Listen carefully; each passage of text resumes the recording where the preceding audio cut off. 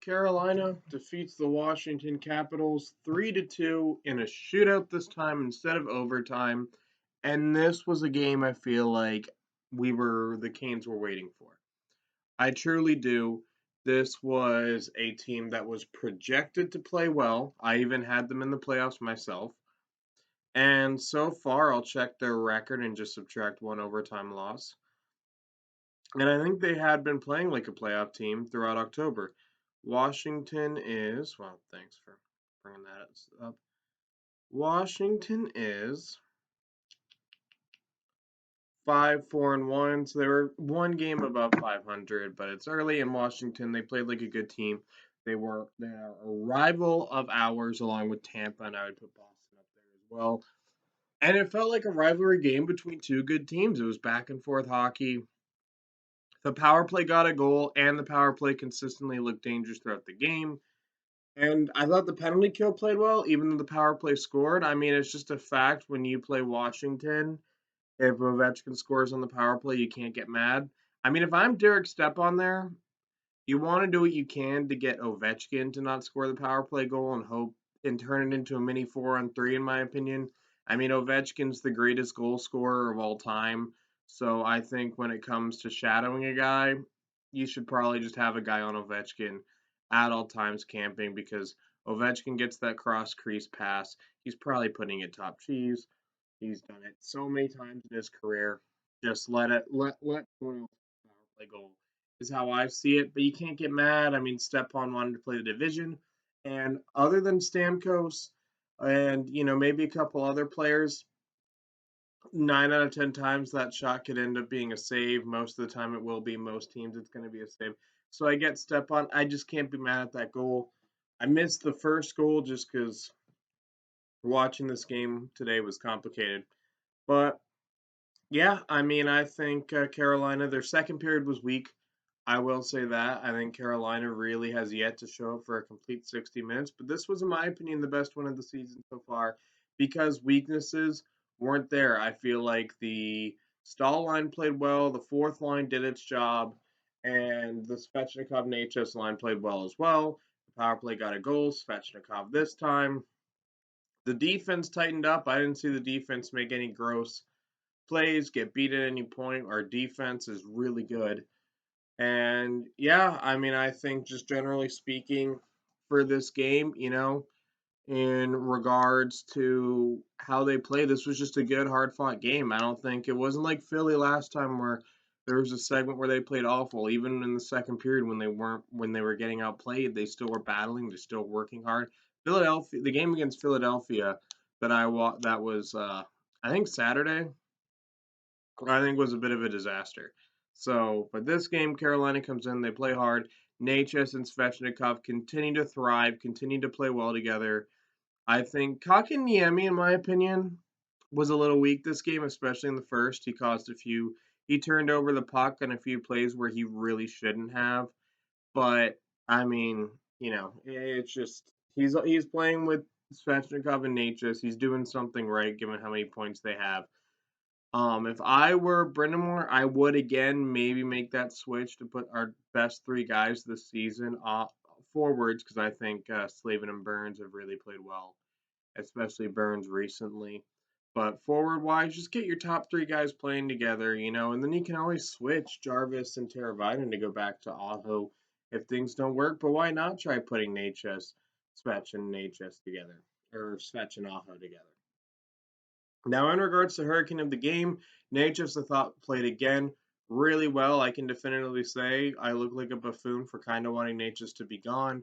Hopefully, he can keep it up for all 82 games. I have criticized him in other aspects, but the past 2 games, Natchez has really been stepping up. And if it was for like the whole Halloween trilogy, even this video is coming out the afternoon of November 1st, the whole Halloween trilogy, I would give it to Natchez, but I'm going to give it to Slavin for this game specifically because Slavin made phenomenal plays. He blocked a shot that was as good as a goal.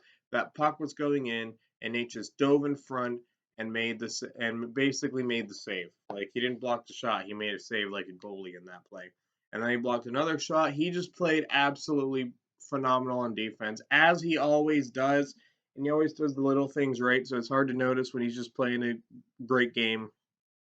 But tonight, he went above and beyond as Slavin normally does. He's my favorite player on this Hurricanes core for a reason, and that is because he's the best defensive defenseman on the team, and he showed that tonight. So yeah, there's that game. Now we're going to talk about October as a whole. I've had problems with October as a whole. I've had problems with the game, specifically the power play and Carolina's ability to beat good teams. Now, as October has gone on, now we're talking about the whole month. I'm just going to transition. I'll try to summarize each month of hockey at the end of every Hurricane review for the last month of the game, and then we'll do a standings check. But so on to the month as a whole.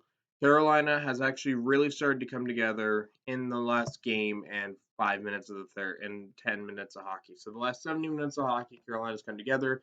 Their power play has started to improve.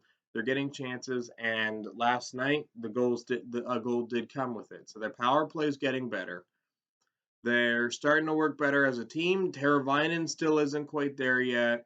The third line, I think, is playing well. The bottom six was a bit of a weakness through the first couple games, but swapping Stastny's played well with Nason and Stepan, as well as Martinook actually has fit in quite well with the Stahl line. And, Martinook's kind of proving his haters wrong a little bit, in my opinion, so far this season, because he's being used in the bottom six where he thrives. So that's how I view October. And Carolina, they're 6-2-1. I haven't even liked how Carolina's been playing for for a large portion of this month, and they're still winning at a 2-1 ratio, even when you factor in overtime losses, which some people don't when they say win at a 2-1 ratio. I personally do, because I think it's a better measurement for how well a team is. You got to find ways to win games. If you're getting overtime losses, that's good, but it's still a loss. But as a whole, they're still winning at a 2-1 ratio, and I haven't liked how they've been playing, specifically the power play. The fact that I think the top line on paper, our first line of Aho, Teravainen, and Jarvis hasn't always been clicking as well as they should. And they're still, and it's like there's weaknesses there right now that they need to fix, and they're still 6-2-1. That's really well. And now time for an overview of the standings. Look at teams who are overperforming, underperforming. So focusing on Boston, they've really shown they can play well. They're first in the Atlantic. And then you have Buffalo has overperformed. I thought Ottawa would be the team to break through. So far this month, it's looking like it's going to be Buffalo. Florida, I think Florida should do good. So I've thought, that doesn't surprise me. I think Florida probably wants to improve a little bit. Carolina, doing well as always. New Jersey, they're 6-3-0. The thing is with Buffalo, it does feel different, but Buffalo has done well in October and then completely fallen apart. So we'll see how Buffalo does in November, January, and December. I can't believe I said that out of order. But the New Jersey Devils, they're a young team. They look to be getting better. I think, that's where they want to be. The Rangers at 500, love to see it. They're 5-3-2, but I consider that 500. So the Rangers at 5-3-2, love to see it. Hopefully that gets lower. And then you have Philly and Washington.